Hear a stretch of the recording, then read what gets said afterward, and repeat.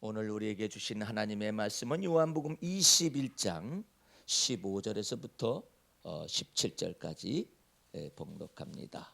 저희가 조반 먹은 후에 예수께서 시몬 베드로에게 이르시되 요한의 아들 시몬아 네가 이 사람들보다 나를 더 사랑하느냐 하시니 가로되 주여 그러하오이다. 내가 주를 사랑하는 줄 주께서 아시나이다. 가라사대 내 어린 양을 먹이라 하시고 또 두 번째 가라사대 요한의 아들 시몬아 네가 나를 사랑하느냐 하시니 가로되 주여 그러하오이다. 내가 주를 사랑하는 줄 주께서 아시나이다. 가라사대 내 양을 치라 하시고 세 번째 가라사대 요한의 아들 시몬아 네가 나를 사랑하느냐 하시니 주께서 세 번째 네가 나를 사랑하느냐 하심으로 베드로가 근심하여 가로되 주여 모든 것을 아시오매 내가 주를 사랑하는 줄을 주께서 아시나이다. 예수께서 가라사대 내 양을 먹이라. 아멘. 할렐루야. 오늘 말씀의 제목은 요한복음 21장 15절에서부터 17절 사이의 말씀을 내가 나를 사랑하느냐란 말씀의 제목을 가지고 베드로전서 강해가 들어가기 전에 입문하기 전에 일곱 번째 시간을 맞이하여서 주의 은혜를 나누도록 하겠습니다. 오늘 본문 말씀은 베드로가 예수님을 세 번 저주하고 맹세하고 부인한 사건이 있고 난 다음에 바깥에 나가서 예수께서 하신 말씀이 생각나서 통곡하면서 울고 있던 베드로 속에서 있다가 예수님이 부활하시고 이처럼 놀라운 기쁨의 소식을 맞이하여서 이제 예수님이 여러 차례 방문을 했어요. 그 가운데서 베드로와 예수님의 제자들이 베드로가 하는 얘기가 나는 물고기 잡으러 가야겠다 이랬어요. 그러니까는 다른 10명의 제자도 우리도 가자 해가지고 물고기 잡으러 가겠다라는 거죠. 그래서 모든 것을 다 버리고 주를 쫓아나이다 했었던 베드로가 버렸던 배에 다시 갔는가 보죠. 그래서 밤이 새도록 고기를 잡는데 고기가 안 잡혀. 예수님을 처음에 만났을 때도 베드로가 물고기가 있었느냐 물었을 때 밤이 맞도록 그물을 던졌어도 고기를 잡을 수가 없었다고 했었는데 이거 지금 예수님이 부활하시고 난 다음에 만남 가졌을 때도 아무것도 잡지 못했다 그랬어요. 그때 예수께서 바닷가에 서셔서 제자들에게 말을 합니다. 너에게 고기가 있느냐 하니까 없나이다. 그러니까 예수께서 하시는 얘기가 그물을 배 오른편에 던지라 그리하면 얻으리라 하신데 이에 던졌더니 고기가 많아서 그물을 들 수가 없어서 예수의 사랑하시는 그 제자가 베드로에게 이르시되 주시다. 그러니까 시몬 베드로가 벗고 있다가 주라 하는 말을 듣고 그냥 겉옷을 두른 후에 바다로 뛰어내려 가지고 다른 제자들은 배에서 좀 멀리 떨어져 있는데 베드로는 헤엄을 쳐가지고 예수님의 무릎 앞에 딱 엎드려 있는 것입니다. 있었을 때에 예수님이 사람을 다루는 방법은 참 놀라워요. 예수님의 인간 경영에 놀라운 은혜가 여기서 나타나는데 베드로가 먼저 이렇게 헤엄을 쳐가지고 이제 예수님 앞에 오고 제자들은 뭐 이제 물고기 잡은 것을 가지고 이렇게 왔는데 물고기 잡은 그 마리수가 153마리였었어요. 그 153마리인데 그 153마리라는 그것을 따라서 기업체가 하나 일어났어요. 그 기업체가 바로 이 기업체입니다. 이 볼펜 이름인데 여기에 153이라는 글자가 여기 새겨져 있어요. 이게 전부 다 기독교 정신에 입각해 가지고 사업을 운영하겠다는 그런 내용이죠. 어쨌든 그 속에서 예수님은 베드로한테 야, 너 내가 지난번에 너 나 부인하지 않는다 했었지? 에? 그랬어 안 그랬어? 뭐 이런 식으로 말해요. 그렇게 말하면 예수님은 조금 이상하신 분이시죠. 예? 그렇죠. 그러나 우리가 상상 못할 말씀을 하시는 거예요. 가서 이렇게 꿇어 엎드리면 뭐라도 말하든지 아니면 발로 차든지 이놈 새끼야 너 그럴 수가 있어. 네가 나를 부인하지 않는다고 어쩌고 저쩌고 뭐 네가 끝까지 부인하지 않는다고 그랬었잖아. 그러고 그랬었잖아. 이렇게 말을 할 텐데 그러지를 않고 첫 번째 음성이 기가 막힌 겁니다. 나는 아마 이것을 더 많이 배워야 할 것 같아요. 예? 그 첫 번째 음성이 뭐냐면 와서 조반을 먹어라 그래요. 차라리 때리면은 속이라도 시원할 텐데 와서 아침밥 먹어라 그래요. 무슨 어머니가 자식한테 얘기하는 것 같잖아요. 와서 조반을 먹어라 그래. 제자들이 부활하신 주님이신 줄을 다 알잖아요. 아는데 아무 말이 없어요. 예? 아무 말이 없으니까는 예수님이 또 말씀하시기를 떡을 가져다가 저희에게 주시고 생선도 그와 같이 하면서 이제 먹고 있겠죠. 예? 그와 같은 상황 속에서 제자들의 마음을 풀어 주셔요. 왜 아무 말이 없을까? 모든 제자들이 사실은 다 도망갔거든요. 예. 어떤 제자는 마가복음에 보게 되면은 빨가를 홀딱 벗고 혼이불을 뒤집어치고 도망가 버리는 거야. 왜냐하면 자기가 드러날까 봐서. 그 제자는 바로 마가라는 제자입니다.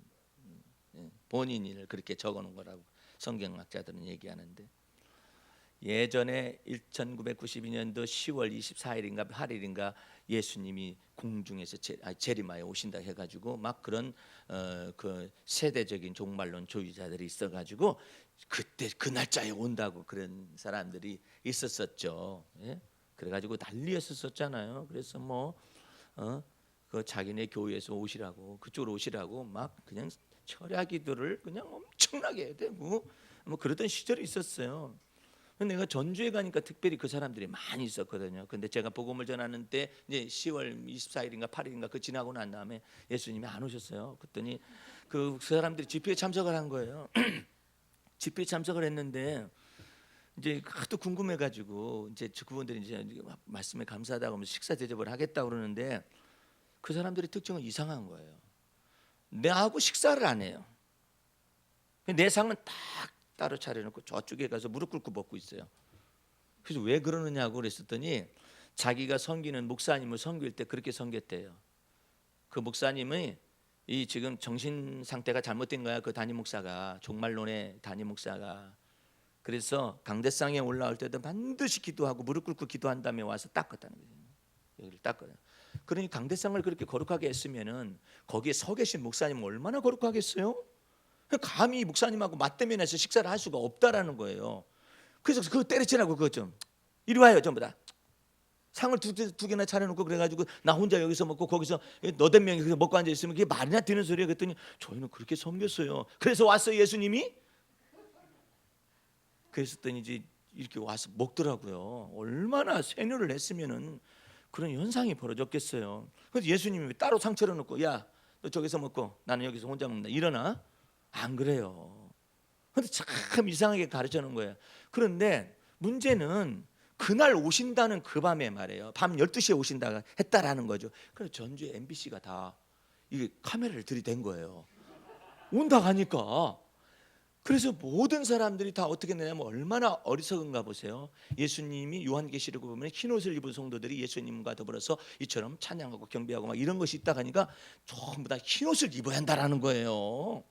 전부 다 흰 옷을 다 입었어요. 거기 있는 모든 재직들과 모든 사람 다 입었는데 놀라지 마세요. 전주 예수병원의 교수도 거기 와서 앉아 있어. 그랬다라는 거예요. 의사가 다 팔았어요.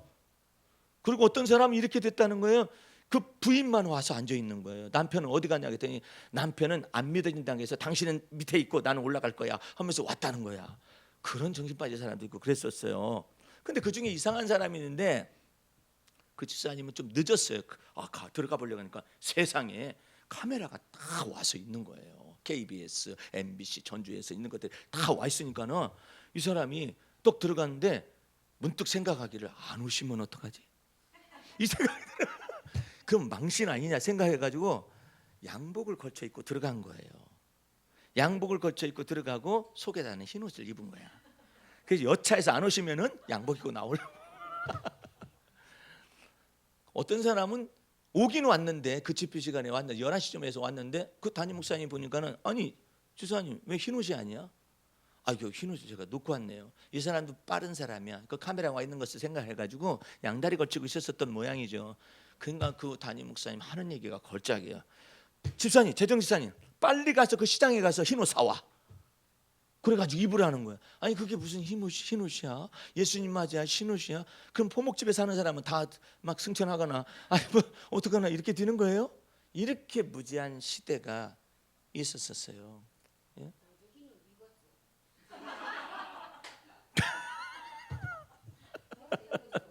아니 난 전혀 몰랐네. 어쨌든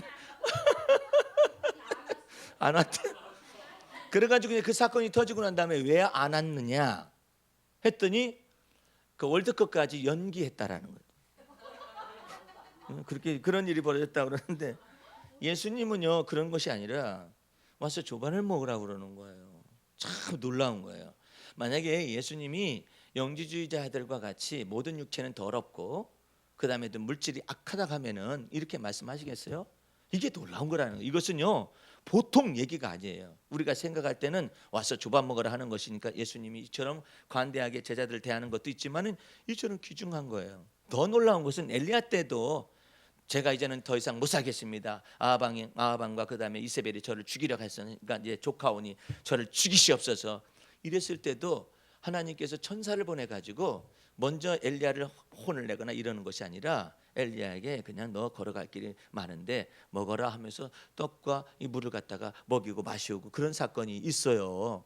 그처럼 주님이 참 영적인 교훈을 얘기하기 전에 이처럼 먹을 것을 주라고 그러는 거예요. 참 놀라운 것이죠. 이렇게 해서 제자들의 마음을 풀어주고 난 다음에 이제 사도 베드로에게 이제 묻는 것이죠. 오늘 본문 말씀에 조반 후에 예수께서 시몬 베드로에게 이르시되 요한의 아들 시몬아 네가 이 사람들보다 나를 더 사랑하느냐 하시니 물었어요. 여기서는 아가페로 물은 것이거든요.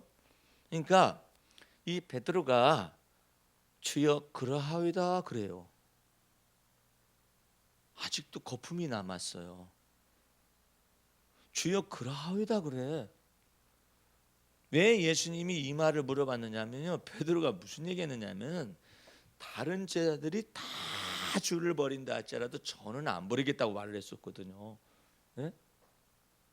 다른 제자들은 다 도망갈 것은 다 예수님께서 예언하셨었는데 베드로는 배신하지 않겠다고 말한 거 아니에요. 주와 더불어 감옥에도 가고 주와 더불어 죽는 데까지 따라가기로 제가 결심했는데요 라고 예수님의 말을 반박했잖아요. 예? 예수님이 이 사람들보다 나를 더 사랑하느냐 이렇게 물었어요. 그러면 입이 10개라도 할 말이 없는 거 아니에요? 근데 주여 그러하이다 그래. 아직도 거품이 남았어요. 주여 그러하이다. 내가 주를 사랑하는 줄 주께서 아시나이다. 가라사대 내 어린 양을 먹이라 하시면서 하나씩 거품을 벗겨나가는 거예요. 말 속에서도 이 거품이 있는데 이거 벗겨나가는 거예요. 또 두 번째 또 물으셔. 요한의 아들 시몬아 여전히 베드로라고 표현을 하네요. 베드로가 시험 받을 때도 베드로야 이렇게 표현하지 않았어요. 베드로가 시험 받을 때도 시몬아 시몬아 그랬어요. 요한의 아들 시몬이라는 뜻이죠. 그 옛사람을 다룰 때는 주님께서 그렇게 표현을 하셔요. 시몬아 시몬아 사단이가 밀가부를 하려고 너를 갖다가 내게 청구하였은데 내가 너를 위하여서 믿음이 떨어지지 않기를 위하여 기도하였느니 너는 돌이키고 난 다음에 내 형제를 굳세게 해라. 이와 같은 영적인 이와 같은 것들이 다 있었었잖아요. 그때도 시몬아 시몬아 불러요. 근데 오늘도 베드로야 묻지 않아요. 베드로야 말하지 않아요. 시몬아 너 답변해보라 이거야. 너 이 사람들보다 날 더 사랑하느냐? 그랬더니 주여 그러하이다 그러네. 예수님의 마음에 맞지 않아요. 이 녀석이 아직도 거품이 있네. 그러하이다? 예수님이 두 번째 물었잖아요. 그러니까 네가 나를 사랑하느냐? 주여 그러하이다. 내가 주를 사랑하는 줄 주께서 아시나이다. 아직까지도 거품이 있어. 아직까지도 자기가 예수님을 사랑할 수 있는 것처럼 말을 하고 있어요. 이것을 보고 목숨이라고 하는 거예요. 여러분들이 계명 율법과 선지자의 계명에 이런 말씀이 있어요. 너는 마음을 다하고 뜻을 다하고 성품을 다하고 내 목숨을 다하여 하나님을 사랑하라 했거든요. 이것이 마음을 다하고 성품을 다하고 뜻을 다하고 목숨까지 주님께서 우리의 자아를 다룰 내용이 사실은 거기에 숨어 있는 거예요. 근데 오늘 베드로의 목숨줄에 관련된 내용이 사실은 대화가 오가고 있는 거예요. 베드로가 여전히 거품이 남아 있고 인격 속에 말 속에 찌꺼기가 남아있어요. 예? 그러니까 예수님이 세 번째 묻습니다. 가라사대 내 양을 치라 하시고 세 번째 가라사대 요한의 아들 시몬아 네가 나를 사랑하느냐 하시니 그 다음에 베드로가 걱정이 됐어요. 왜 세 번째까지 물으실까? 주께서 세 번째 네가 나를 사랑하느냐 하심으로 베드로가 근심했다. 근심하고 난 다음에 성령께서 원하시는 답변을 베드로가 말을 하기 시작합니다. 베드로가 근심하여 가로되, 자 들어보세요. 주의 모든 것을 주님이 하시오매. 그래. 이제 알았냐? 응? 네가 다 할 줄 알아? 그러하이다. 쉬고 아직 남았네. 그러하이다. 아니 네가 지금 세 번 나를 배신하고 그 다음에 저주하고 맹세하고 부인했었던 사람 아직도 그러하이다가 남아요. 그러니까 이제는 어떻게 말을 해요? 모든 것을 아시오매. 이래.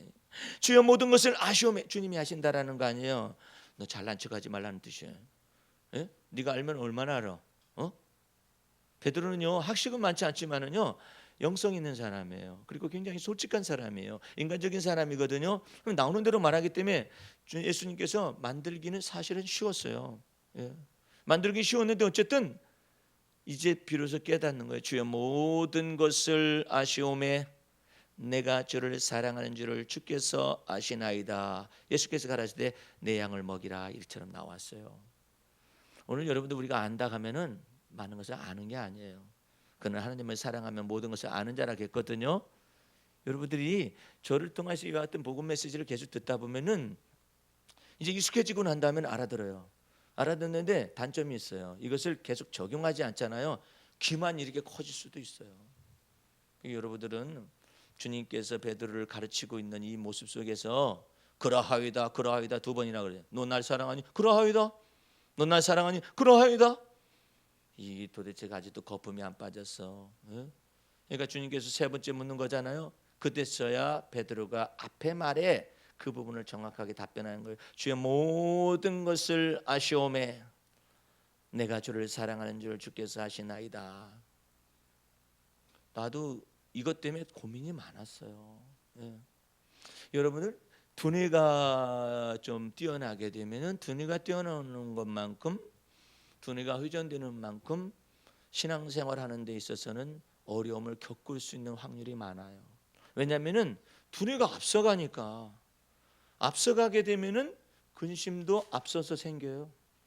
다른 사람이 근심하지 못한 영역을 이미 근심하고 있어요. 저는 어렸을 때요, 고등학교 때 지구가 무너질까 봐 근심했어요. 얼마나 놀라운 사람 아니에요? 그래서 내가 천천히 걸었어요. 지구가 무너질까 봐. 이게 무슨 해기망측한 소리야, 그죠? 아니 내가 여기서 뛴다 해서 지구가 무너지나요? 그런 건 아닌데 지구가 무너질까 봐 걱정을 하는 거예요. 그러니까 혼자서 그러는 거, 혼자서. 예? 그러니까 머리가 혼자 돌아가지고 그러는 것이죠. 네? 어제도 내가 잠깐 얘기했는데 우리 집에 우리 어머님 때문에 키우고 있는 애완견이 머리가 좋아요. 푸들이에요. 푸들은 아주 머리가 뛰어난 강아지 중에 두 번째거든요. 첫 번째가 뭐가 하나 있고 저기 맹인견 있잖아요. 뭐 그쪽에 똑똑하고 그다음에 푸들이 머리가 좋은 것으로 남아 있는데 이 녀석이 말이에요. 발을 가르쳤더니 발을 내밀어요. 한쪽 발을 딱 세우고 발을 내밀잖아요. 그래서 내가 임마 너보다 뛰어나지. 이쪽 발 내놔봐라. 그러니까 못하는 거야. 한쪽 발 세웠다가 이쪽 내놓는 거 못하잖아요. 근데 이게 균형을 가르쳐주기 위해서 이쪽 내놔봐. 그래야 먹을 거 준다. 그러니까 못하다가 이제 이렇게 내놓고 하는 거예요. 그 다음에는 엎드려라. 내가 너의 주인이지 나는 너의 친구가 아니야. 응? 엎드려. 못 알아듣잖아요. 이렇게 해가지고 엎드려 임마. 먹으려면 엎드려. 그러니까 그래서 이제는 오른발 왼발 엎드려까지 가르친 거예요. 근데 먹을 것을 다 가지고 있잖아. 그러면 미리 내놔. 오른발 왼발 엎드려. 아이고 참 얼마나 똑똑하면 그래요. 다른 강아지도 그러는지는 모르겠어요. 오른발 왼발 엎드려까지 다 하는지 그건 모르겠는데 머리가 영리해요. 뭐 먹을 것 줄까 그러잖아요. 그러면 지 밥통에 미리 가서 있어요. 이거 내놓으라는 것이지. 똑똑한 편이죠. 예.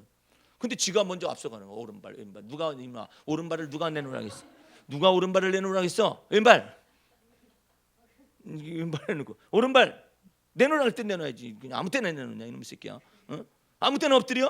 어? 그렇게 혼을 내주죠.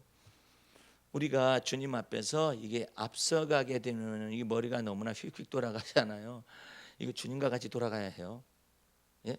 주님과 같이 돌아가야 한다고. 그래서 주님이 동행하는 걸 좋아하시는 거예요. 다윗은 언제나 그런 내용을 어렸을 때부터 배웠어요. 여호와 하나님을 내 앞에 항상 모심이여. 이걸 어렸을 때부터 배웠어요.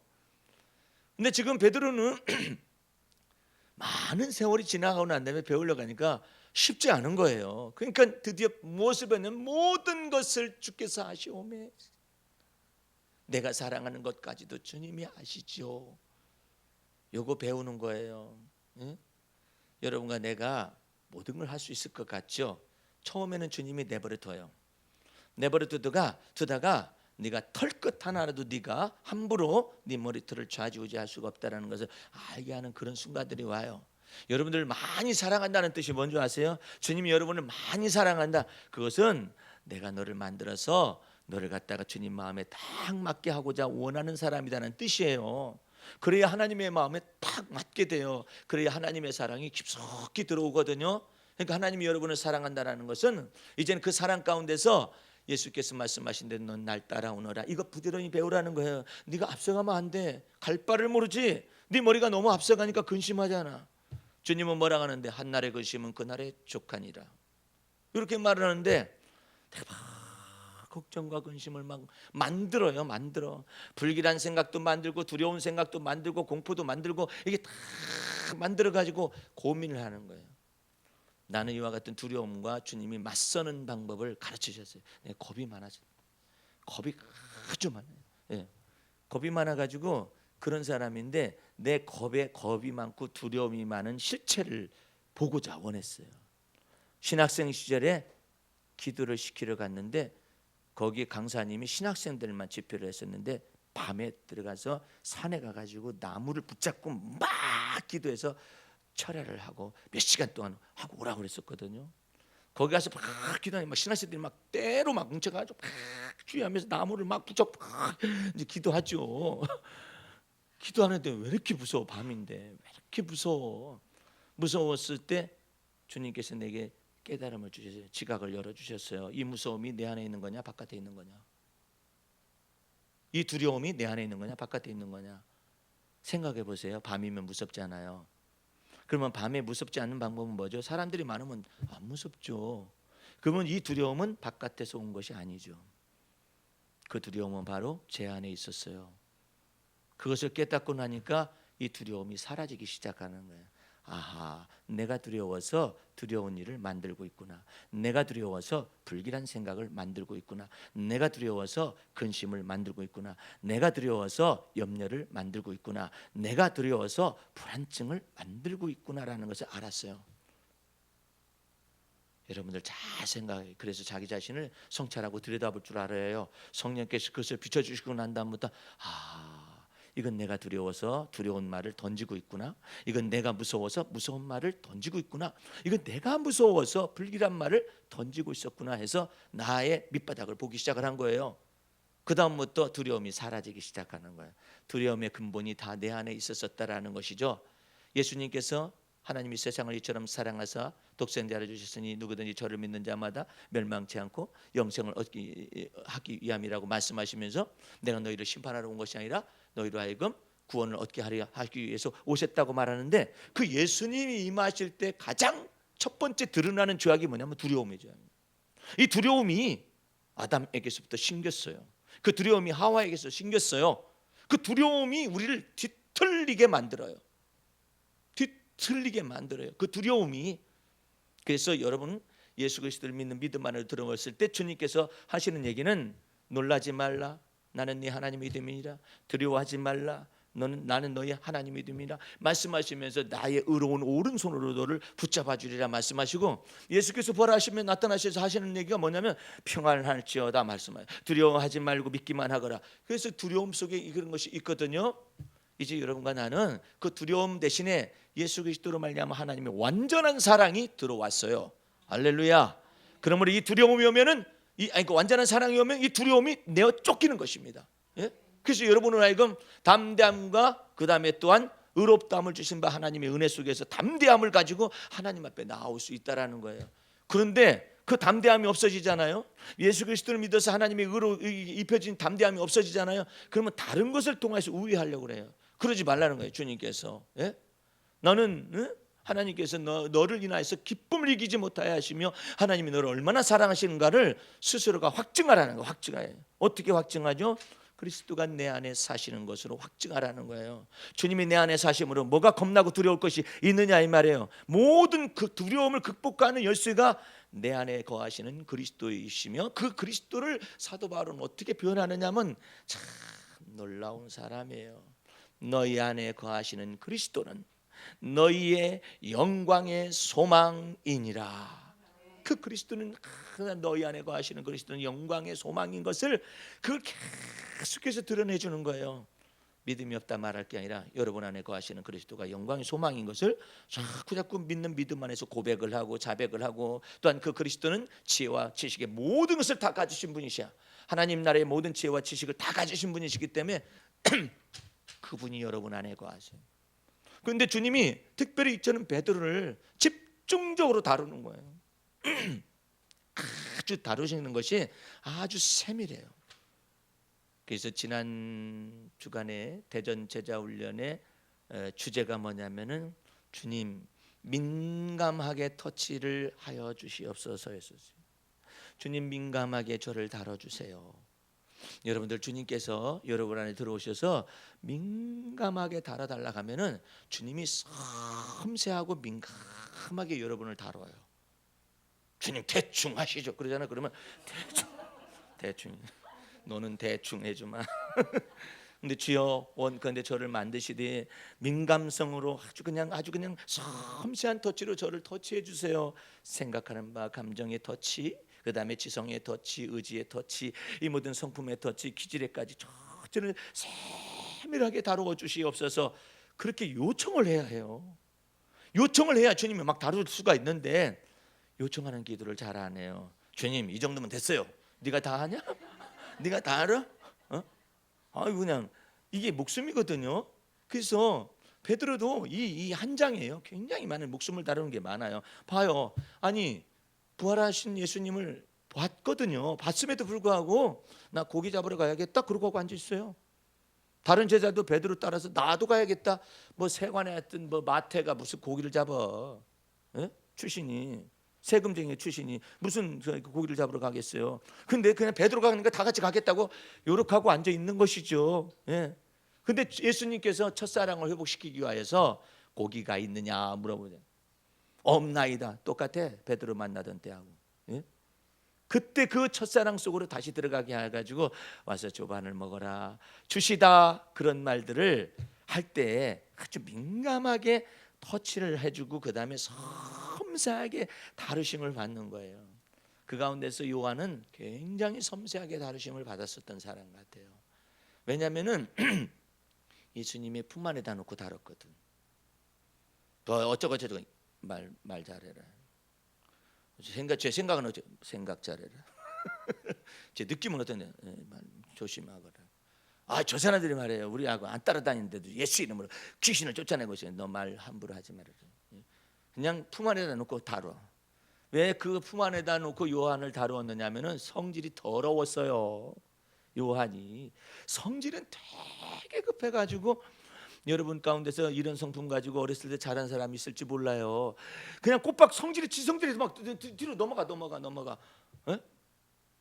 그런 사람 없었어요? 나밖에 없었네. 성질이 급해가지고 뒤로 넘어가는 사람이 있어요. 요한이 그런 사람인데 그런 사람을 섬세하게 다뤘었던 거예요. 예수님이. 베드로는 뭐 무리를 걷습니다 하지 무리를 걷는 게 문제예요. 예수님 품 안에 있는 게 문제지. 그래가지고 요한을 잘 다루었던 것 같죠. 그 요한이 예수님을 딱 알아보는 거예요.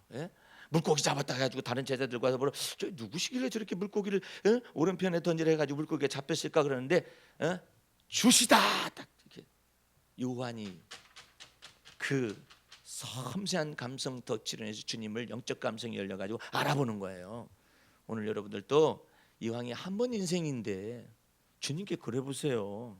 내가 사는 것이 아니라 그리스도가 내 안에 사십니다라고 고백을 할 바에야 이왕이면 주님 섬세하게 터치하여 주시어서 섬세하게 주님과 더불어 동행하기를 원합니다.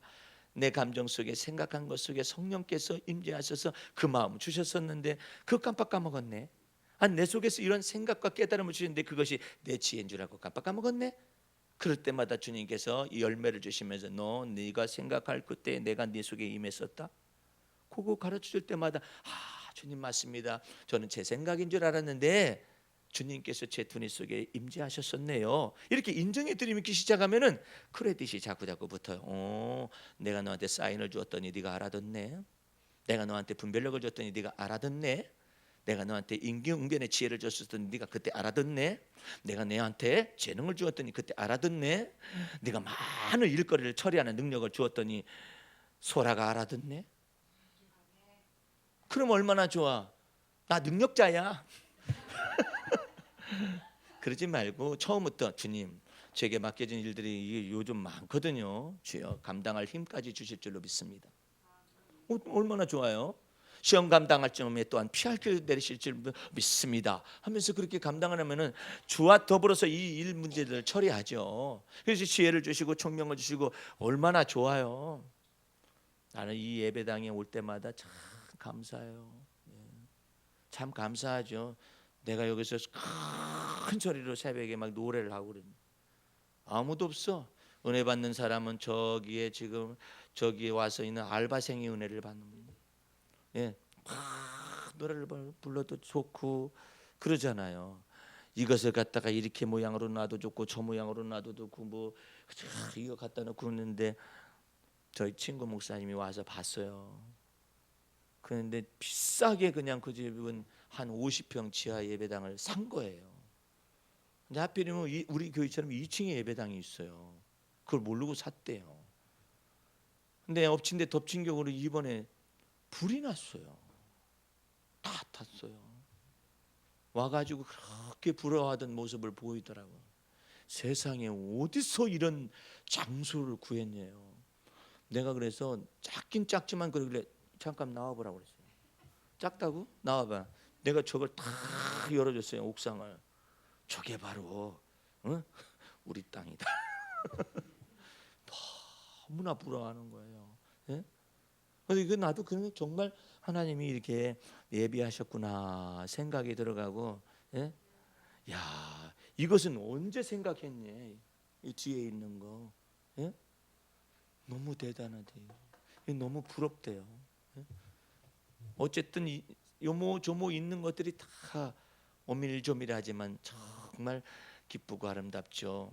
오늘 여러분들 기쁘고 좋은 날에 여러분의 삶 속에 주님이 여러분을 아름답게 하시기 위해서 임재하셔요. 할렐루야.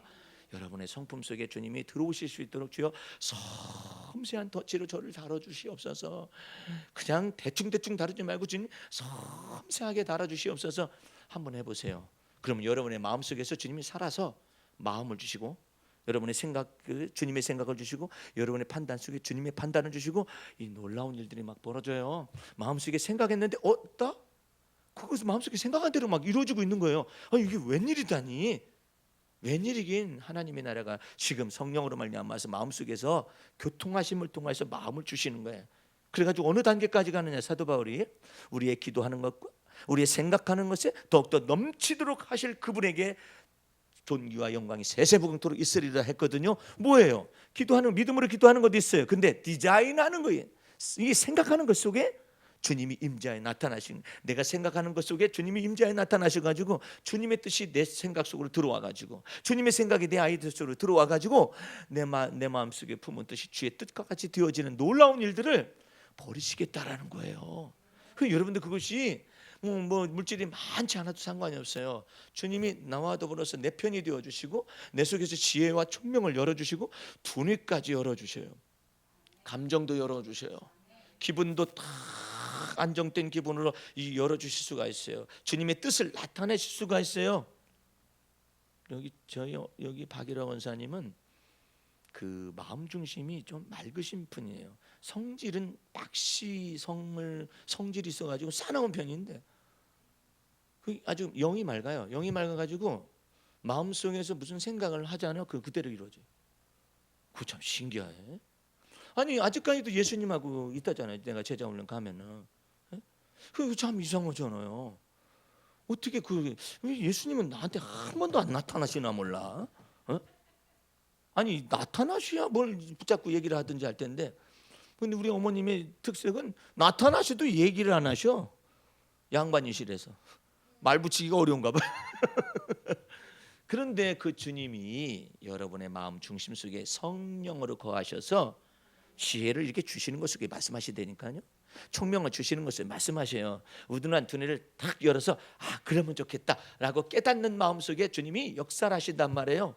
그래서 주님께서 이 베드로에게 비로소 가르치는 거예요. 모든 것을 주께서 아시오매. 안다라고 말하면 큰일 나요. 큰 코 다치게 해요. 우리나라 속담에 뭐가 있어요? 원숭이도 어디에서 떨어져요? 나무에서 떨어진다잖아. 그러니까 안다고 말할 일이 아니라니까. 내 사사로운 지혜를 의지하지 말고 하나님을 의지하라. 범사의 하나님을 인정하라. 내 길을 지도하여 주시리라. 그것이 범사예요. 예? 범사의 때마다 일마다 주께서 역사하실 수 있겠다고 약속하시는 거예요. 그 약속 속으로 들어가기를 원하시는 것이죠. 그걸 베드로가 오늘 본문 속에서 비로소 배우는 거예요. 모든 것을 주께서 아시오매. 주님이 이거 나올 때까지 기다리셨어. 뭐 네가 나를 위해서 감옥에 간다는 거 안 되매. 모든 것을 알아? 누가 알아? 인간의 죄악의 근본이 여기에서 나왔어요. 선악을 알게 하는 나무의 실과를 먹지 마라. 먹으면 죽는다고 그랬잖아요. 선악간의 판단을 자기가 알겠다라는 거예요. 근데 이제 이 말씀 속에 뭐가 나와 있죠? 모든 것을 이제 주님께서 아시오메가 나오기를 바랬던 거야. 여러분들, 내가 주님 사랑하는 주께서 아시죠? 여기까지 이것도 중요하죠. 그러나 그것보다도 더 중요한 첫 번째가 뭐냐면 모든 것을 주님께서 아시오메. 그래요. 네가 잘나면 얼마나 잘났냐? 너 한번 큰 코 한번 다쳐볼래? 안다고 하는 자는 이미 마땅히 알아야 할 것을 알지 못하는 자요라고 성경에 기록하고 있거든요. 그러니까 이제 여러분과 나는 왜 주님을 따라오라 했겠어요? 그 주님 안에 하나님 나라의 모든 지혜와 지식의 모든 보고가 다 들어있어요. 그러면 주님을 따라오라는 거예요. 그 주님을 앞서 나가게 하시라는 거예요. 차를 탈 때도 운전할 때도 반드시 그러세요. 뭐 어려워요? 뭐 어떤 사람은 막 운전하고서 운전대를 잡고 막 몇 분간을 기도하는지 몰라. 뭘 이렇게 기도를 오래 한대? 주님 앞서 행하여 주시옵소서 하면 되지. 그렇게 쉽게 살아요. 쉽게. 어제 양주에서 오신 남자분이 기도 잘해요? 그랬더니 저 못하는데요. 잘 됐어. 기도 잘하는 사람은 기도를 이런 기도를 가르쳐주기 어려운데 못한다 하니까 쉽겠네. 범사의 하나님을 인정하세요. 예? 범사의 하나님을 인정하는 심으로 기도하시라고. 그랬더니 예? 그게 바로 기도요. 그게 찬미이고 쉽다고 그러지. 쉽다고. 근데 그냥 우리는 막 형식을 갖춰가지고 기도를 열심히 해야 하는 것이 기도인 줄로 착각하는 거예요. 바빠요 지금. 바쁜 걸 예수님이 몰라? 예? 참을고 가는데 말이에요. 예? 꼭 눈 감고 기도를 해야 해? 예? 그냥 기도하면 되지. 예? 주님, 저 사람 진짜 운전 더럽게 하네요. 그러나 판단하실 분은 주님이십니다. 그렇게 하고 가면 재밌잖아요. 판단하실 분 주님이니까 저 사람한테 안 걸리잖아. 만약에 저 사람 운전 더럽게 하네요 그러잖아요. 끝까지 갈 때까지 그 번호판을 외워. 아예 그냥 네가 어디로 가는가 보자. 너 습관이 그런 거 아닌가 보자. 노려보고 막 그냥 혼자서 별짓을 다 해요. 그 차 안에서. 성질 나면은. 왜냐면은 나를 건드렸다 이것이지. 왜 날 건드려? 난 착한 사람인데 왜 날 건드려? 그래가지고 이런 것들이 있는데 그와 같은 쓴뿌리들을 주님께서 다 뽑으셔가지고 부드럽게 하시려면은 여러분들이 금식기도 많이 해서 되는 것이 아니라 선악간에 판단하실 분은 주님이십니다라고 믿고 인정하고, 그러면은 여러분의 같은 마음속의 성질도 지배하고 다스릴 수가 있고, 그다음에 여러분 속에 있는 기질도 다스릴 수가 있어요. 근심도 다스릴 것이 있어요. 그래서 이게 지금 모든 것을 아시오매, 내가 주를 사랑하는 것까지 주님이 아신다는 거, 이거 배우는 거예요. 모세라는 사람은요 40년 동안 바로의 공주의 아들로 있었잖아요. 40년 동안 또 쫓겨나가지고 애굽의 미디안 광야에서 그냥 이 처박아뒀어요. 주님이. 왜 그런 줄 아세요?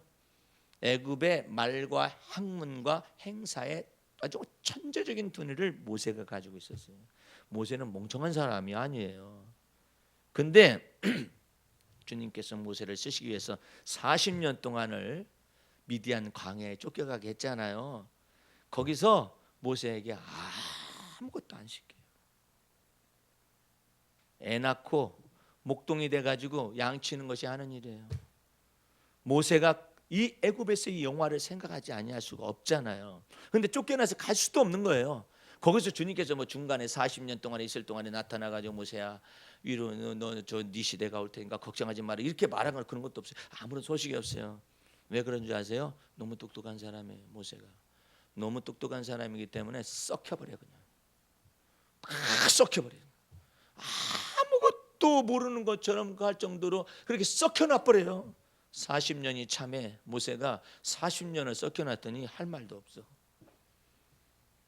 아는 것도 없어요. 아무것도 없어. 그때쯤에 주님이 나타나시는 거예요. 나타나셔서 모세야 모세야 너 서 있는 땅은 거룩한 땅이니 내 신을 벗어라 이렇게 말씀하시면 대화가 시작되잖아요. 사명을 주려고 하니까 뭐라 그래요? 아유 저는 뻣뻣해서 말을 못합니다. 누가 입을 지었냐?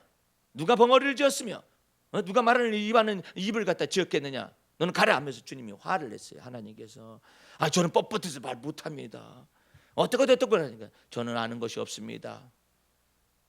이렇게 됐었을 때 비로소 쓰는 거예요. 주님이. 그렇다고 여러분은 40년 동안 썩혀둘 리는 없어요. 40년이 아니라 4년만 썩혀도 여러분 난리가 날 거야. 지금 뭐 하시는 거예요 주님?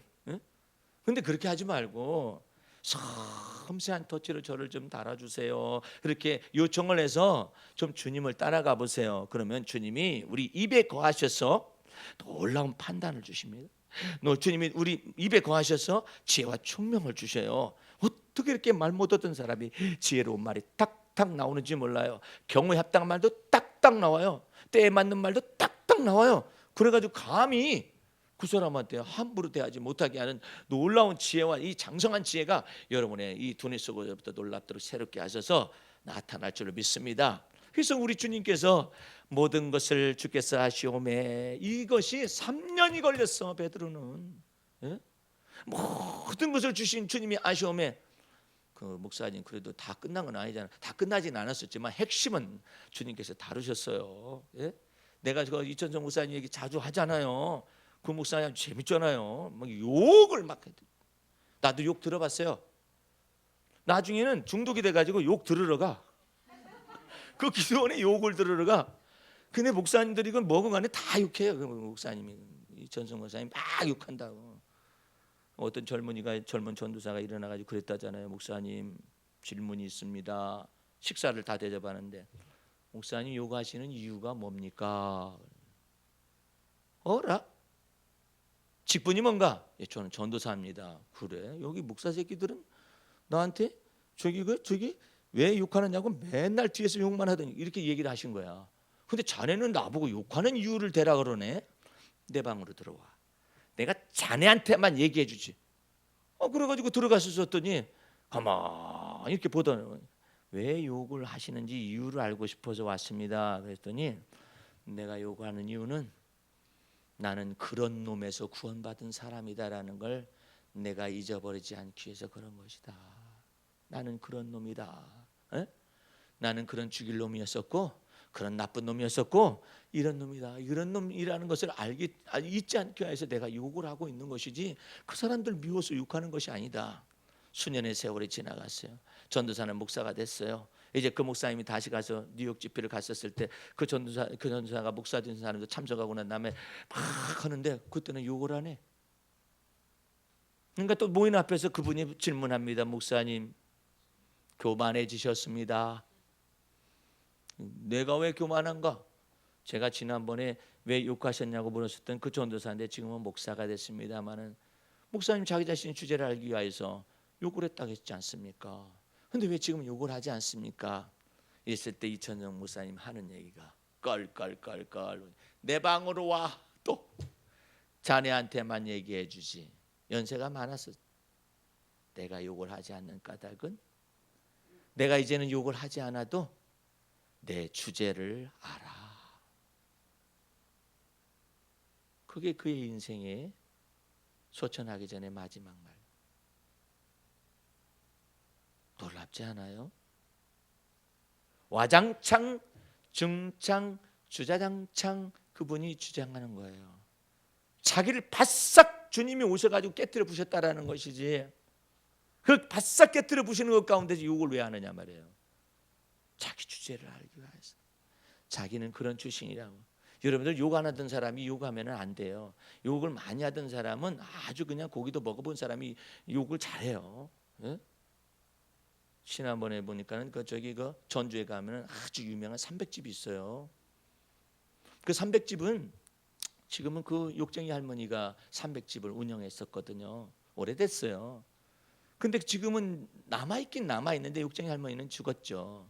근데 박정희 때 그 할머니가 전주에서 아주 콩나물 해장국집으로 유명한 집이어서 이제 박정희가 거기를 갔다가 이제 그 전주시를 갔다가 저기 순방하기 위해서 갔다가 저녁 때 술을 먹고 난 다음에 아침에 해장을 해야 하는데 보좌관한테 여기 어디 유명한 식당 없나, 해장국집 없나? 그랬더니 아유 글쎄요. 혹시 혹시 욕쟁이 할머니라는 말 들어보셨습니까? 못 들어봤다.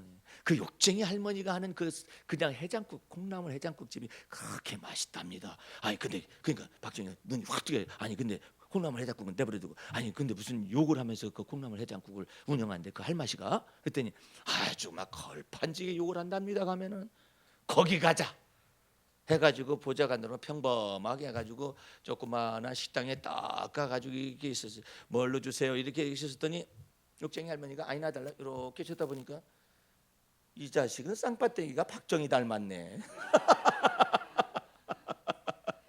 그러니까 보좌관이 있다가 막 가로막으려고 하잖아. 내버려둬. 아 그래요? 할머니 제가 그렇게 박정희 닮았어요? 쌍빠떼기가 꼭 닮았구만. 참 많이 닮았네. 그러더니 그 콩나물 해장국을 내는 거 처먹어. 처먹어. 박정희가 한편으로는 참 키는 작은 사람이지만 좀 큰 면도 있었어요. 예. 어쨌든 그런 것이 있어요. 오늘 여러분들 주님께서 모든 것을 아시오메, 예? 주님께서 모든 것을 아시오메. 베드로가 이거 배웠어요. 베드로가 다 아는 게 아니에요. 베드로 속에서 성령께서 말씀하셔요. 베드로 속에 주님께서 지혜를 주셔요. 이걸 다 가르치기 위해서 어떻게 했어요? 자아를 깨트려 부시는 거. 예? 네가 안다 하는 거 다 깨트려 부신다. 안다는 거 다 깨트려 부신다. 나는 한 5분만 더 얘기하겠어요. 성경을 참 많이 알았어요. 예수 믿자마자부터 한 몇 개월 안에 성령 충만함을 받아가지고 성경을 읽기 시작했는데 그때가 이제 20살 되는 해였었어요. 성령 충만함으로 더불어서 성경을 읽어 나가는데요. 이상한 것은 성경을 쫙 읽잖아요. 다 컴퓨터적으로 다 들어와. 성경이 몇 장 컴퓨터 쪽으로 이렇게 이게 성령 충만해가지고 성경이 들어온 거예요. 내가 걸어다니는 성경 사전이었었거든요. 나는 그게 전부인 줄 알았어요. 그런데 주님이 그것은 시작에 불과한 거라는 거예요. 너 아는 척하지 말아라. 성경 가지면 내가 성경을 다 알고 있잖아요. 교계에서 얼마든지 활동할 수 있어요. 목회 얼마든지 할 수 있어요. 그런데 그게 전부가 아니라는 거예요. 예? 성경이 전부가 아니라는 거예요. 그럼 제가 뭘 알아야 합니까? 그리스도를 알아야 한다는 거예요. 그 그리스도를 알아야 해요. 그럼 그리스도를 제가 알려면 어떡합니까? 네가 사는 것이 아니라 내가 네 안에 사는 것을 자꾸 배워야 한다. 너 성질 아직 다루어지지 않았어. 너 우울한 기질 아직 안 다뤄졌어. 너 이런 성품 안 다뤄졌어. 이거 안 다뤄졌다는 거예요. 그것을 다루심을 받으면 받을수록 뭐가 들어오느냐면 하나님의 사랑의 깊이, 높이, 넓이, 길이가 자꾸 알아져 간다는 거예요. 예? 그와 같은 것 속에서 계속 주님께서 뭐라 하냐면 너 안다가지 말아라. 안다가지 말아라. 계속 모든 것을 주께서 하시오매. 그러다가 결정적인 순간에 이제 두뇌를 얻어맞은 거예요. 운전하다가 너 까불지 말아라. 너 두뇌 가지고 까불지 말아. 너 큰데 얻어맞으니까는 이게 운전하다가 미끄러졌는데 이게 부딪혀가지고 이게 갑자기 이게 다 사라진 거예요. 실상을 보는 거죠. 영적인 세계이면서도 현실 속의 실상이 이게 다 사라진 거예요. 정보가. 나중에 다시 몇 시간 후에 내가 이 모든 총명이 돌아오고 지혜가 돌아오는 것을 알았어요. 서서히 들어와요. 저쪽에서 빛이 딱 들어오기 시작하는데 내가 내 이름을 몰랐었던 그런 시절 속에서 아하, 나는 어디 살고, 아하, 나는 결혼을 했었고, 아하, 나는 아이가 하나 있었었고, 이것이 쫙 영화 화면처럼 쫙 이렇게 들어오기 시작하더니 아, 내 이름은 누구로구나. 그때 성령께서 한마디 하셨어요. 한 방이면 간다. 까불지 말라는 얘기예요. 그 다음부터 그것을 의존하고 싶은 생각이 없어요. 그러면 시행착오가 없습니까? 있어요. 있어도 금방 돌이켜요. 왜냐하면 한 방이면 이 삭제되는 것을 알으니까. 느부갓네살 대왕이 이것이 삭제됐었잖아요. 그 대신에 뭐가 왔어요? 짐승의 마음이 왔잖아요. 짐승의 마음을 가지고 살았었잖아요. 7년간을. 까불지 말라는 거예요. 이 두뇌 가지고. 인간은 나중 두뇌가 약하건 뭐 세건 아니면 똑똑하건 안 똑똑한 간에 까불어요. 누가 까불게 하느냐면 이 사단이가 와서 까불게 해. 이렇게 까불게 해. 주제 넘게 하고 교만하게 만들고 이렇게 주님을 따라가지 못하게 만들고 주님을 믿지 않게 만들고 자기 스스로가 의로워져서 하나님 앞에 서려고 만드는 이런 것들 전부 다 하나님 보실 때는 까부는 거예요. 까부는 거예요. 그걸 밀가부로 다듯이 이 마귀가 사단이가 베드로의 마음을 까부는 것이죠. 어떻게 까불었어요? 내가 주를 위하여서 감옥에 가기도 결심했고요. 내가 주를 위하여서 죽는 데까지 결심했다는 거예요. 지가 다 알아? 이 까불고 앉아 있잖아요. 여러분들은 여러분 안에 사시는 분이 그리스도이신 것을 마음속에 믿어서 하나님의 아들을 믿는 믿음 안에서만 살아가시기 바랍니다. 왜 주를 믿는 믿음 안에서 살아가야 하는가요? 모든 것을 주께서 하시오매 내가 주님 사랑하는 것도 이제는 주님이 아시지요. 이게 얼마나 깊은 내용이에요. 이걸 보고 통달했다고 그러는 거예요. 예.